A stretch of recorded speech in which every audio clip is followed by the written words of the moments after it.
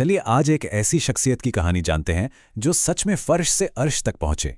एक ऐसे इंसान की कहानी जिसने घोर गरीबी से उठकर करोड़ों का एक पूरा एम्पायर खड़ा कर दिया। ये कहानी है एक जबरदस्त दृढ़ संकल्प की और कभी हार ना मानने वाले जज्बे की।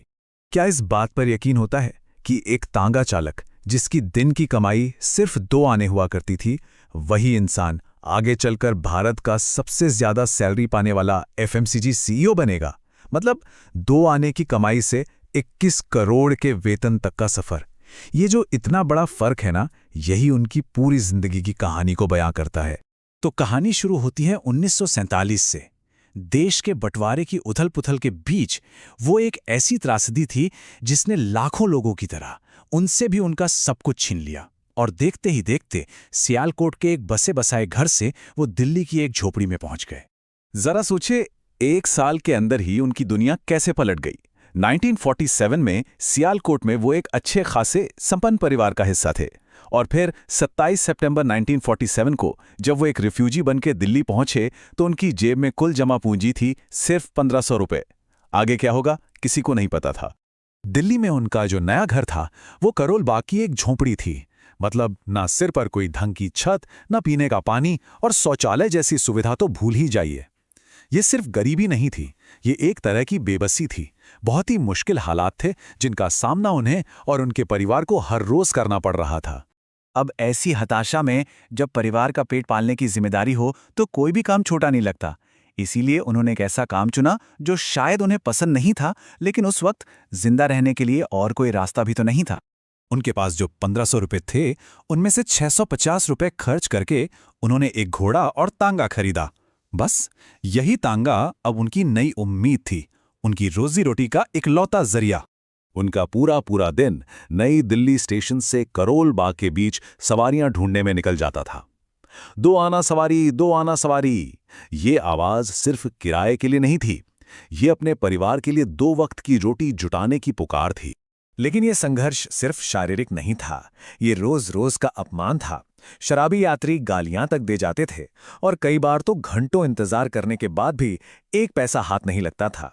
समाज की नजरों में वो बस एक मामूली तांगे वाले थे, पर उनके अंदर जो बड़ा करने का सपना था वो अभी भी जिंदा था। और फिर कहानी में वो मोड़ आया जिसने सब कुछ बदल दिया। उन्होंने तांगा चलाने वाली जिंदगी को पीछे छोड़ने का एक बहुत बड़ा और साहसी फैसला लिया और वापस अपने परिवार की विरासत यानी मसालों के काम की तरफ लौटने की ठानी। ये कोई अचानक लिया गया फैसला नहीं था, इसके पीछे एक सोची समझी योजना थी। पहला कदम, उन्होंने अपना तांगा बेच दिया। दूसरा, एक छोटा सा लकड़ी का खोखा खरीदा। और फिर तीसरा और सबसे जरूरी कदम, प्रताप नाम के एक अखबार में एक छोटा सा विज्ञापन दिया। विज्ञापन में बस एक लाइन लिखी थी, सियालकोट के देगी मिर्च वाले। ये लाइन किसी जादू की तरह काम कर गई। देखिए, सियालकोट उस वक्त सिर्फ एक शहर का नाम नहीं था, बंटवारे में अपना सब कुछ खो चुके लोगों के लिए ये नाम था भरोसे का, शुद्धता का और घर की यादों का। उन्होंने बिल्कुल सही नब्ज पकड़ी थी। वो सिर्फ मसाले नहीं बेच रहे थे, वो लोगों को वो स्वाद वापस दे रहे थे जो वो पीछे छोड़ आए थे। कटक से लेके कराची तक फैले शरणार्थियों के लिए ये स्वाद घर वापसी जैसा था। और उसी छोटे से खोखे से एक बहुत बड़े साम्राज्य का जन्म हुआ। और इस पूरे साम्राज्य की नींव सिर्फ एक सिद्धांत पर रखी गई थी। वो सिद्धांत था शुद्धता। धर्मपाल जी ने बाजार की एक बहुत बड़ी सच्चाई को समझा। उस दौर में मसालों में मिलावट आम बात थी। उन्होंने तय किया कि शुद्धता के साथ कोई समझौता नहीं होगा, और यही अटल वादा उनकी सबसे बड़ी ताकत बनने वाला था। फिर उन्होंने वो किया जो एक मास्टर स्ट्रोक था। वो खुद अपने ब्रांड का चेहरा बन गए। उनका वो मुस्कुराता हुआ चेहरा हर पैकेट पर नजर आने लगा, और देखते ही देखते वही चेहरा क्वालिटी और भरोसे का सबसे बड़ा सिंबल बन गया। अगर उनकी सफलता का राज समझना हो तो वो इस अनोखे फॉर्मूले में छिपा है। ये कोई मैथ्स का इक्वेशन नहीं है, ये जिंदगी का फलसफा है।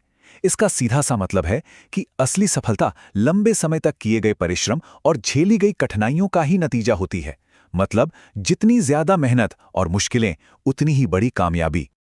लेकिन उनकी कहानी सिर्फ एक बिजनेस की कामयाबी तक ही सीमित नहीं है।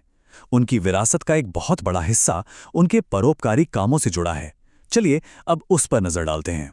उनकी दरियादिली का अंदाजा लगाना भी मुश्किल है। वो इंसान जिसने कभी 2-2 आने के लिए संघर्ष किया था, अपनी कमाई का 90% हिस्सा चुपचाप दान कर देता था। सिर्फ 10% अपने पास रखते थे। उन्होंने अपने पैसों से कई अस्पताल और स्कूल बनवाए। जब 97 साल की उम्र में उनका निधन हुआ तो वो अपने पीछे करोड़ों का कारोबार तो छोड़ गए, लेकिन उनकी असली विरासत वो करोड़ों लोगों का अटूट विश्वास था। आखिर में उनकी जिंदगी का पूरा सार इस एक लाइन में छिपा है, मंजिलें उन्हीं को मिलती हैं जिनके सपनों में जान होती है। ये लाइन हमें याद दिलाती है कि अगर सपनों में जान हो और उन्हें पूरा करने का हौसला हो तो कुछ भी नामुमकिन नहीं है। तो इस पूरी अविश्वसनीय कहानी से सबसे बड़ी प्रेरणा क्या मिलती है? क्या वो उनका कभी ना हार मानने वाला संघर्ष है, या उनकी दूरदर्शी सोच, या फिर उनकी निस्वार्थ सेवा भावना? ये एक ऐसा सवाल है जो हमें सोचने पर मजबूर करता है।